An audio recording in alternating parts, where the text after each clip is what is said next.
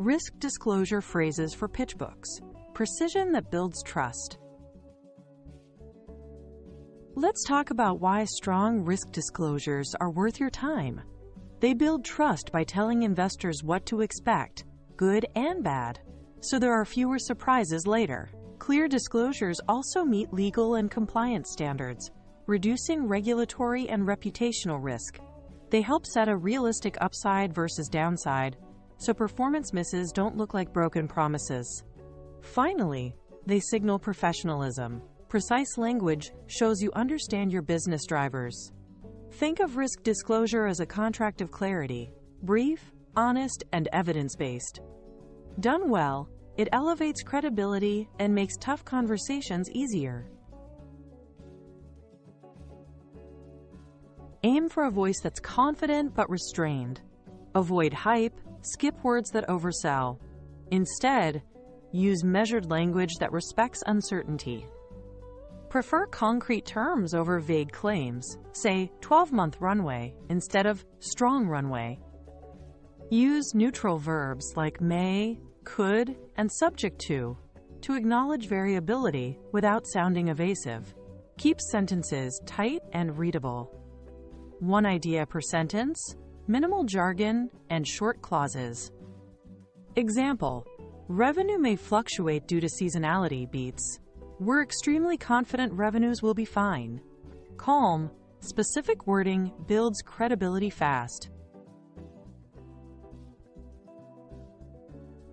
Use a simple, repeatable formula. Risk driver, right pointing arrow potential impact, right pointing arrow mitigation. Example: supplier concentration may disrupt deliveries, reducing margins, mitigated by dual sourcing. Name assumptions and dependencies. Assumes stable freight rates and on-time customs clearance. Quantify ranges when feasible. Margin impact 2 to 4% in a prolonged disruption.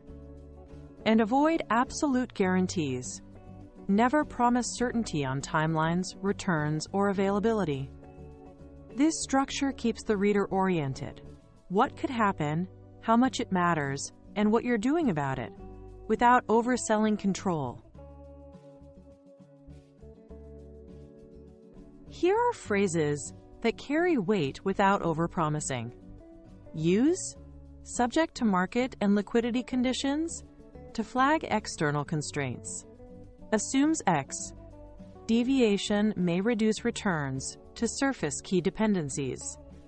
Execution timelines are estimates, not commitments, to set expectations on delivery. Past performance is not indicative of future results, to avoid backward-looking comfort. Each phrase narrows interpretation, invites questions on assumptions, and keeps you aligned with compliance norms. Sprinkle them where they clarify, not everywhere, so they remain meaningful and don't become wallpaper. Trade soft wording for specifics. Instead of might be risky, state driver plus impact. Customer churn could increase cash burn. Swap we're confident for data-backed ranges. We expect 8 to 10% growth given current pipeline. Avoid always/never/best claims that invite scrutiny and rarely hold. Cut filler like very extremely world-class. They add heat, not light. Precision beats persuasion here.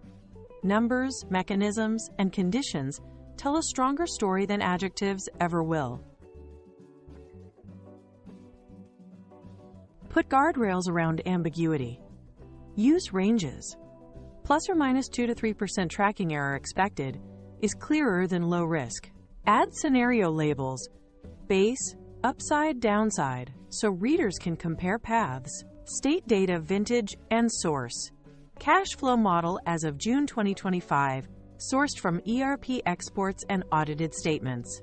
Flag sensitivity by naming the top 2 to 3 variables that move outcomes. Results most sensitive to FX rates, unit churn, and input costs. Quantification makes uncertainty visible, discussable, and manageable. Describe what you actually do, not what you hope. List controls: hedges, covenants, position limits, SLAs, or diversification. Explain monitoring cadence and triggers. Daily VAR checks.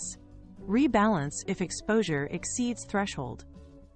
Clarify what's within versus beyond control. We manage pricing and inventory. Macro demand remains external. Link mitigation to specific risks only. No generic safety blanket language. Example: interest rate hedges offset a portion of debt cost volatility. They do not address demand risk. Specific: bounded mitigation builds credibility. Close with discipline. Include required legends and jurisdiction notes so regulators and cross-border readers get the right context. Date stamp, version, and audience scope, e.g. institutional investors v1.3 Sept 2025, to control reuse. Invite Q&A on assumptions and methods to encourage scrutiny. Ask for model drivers, sources, and scenario logic. Do a consistency check across the deck and appendix. Numbers, labels, and definitions must match. A tight wrap-up reduces legal risk and shows you take governance as seriously as growth.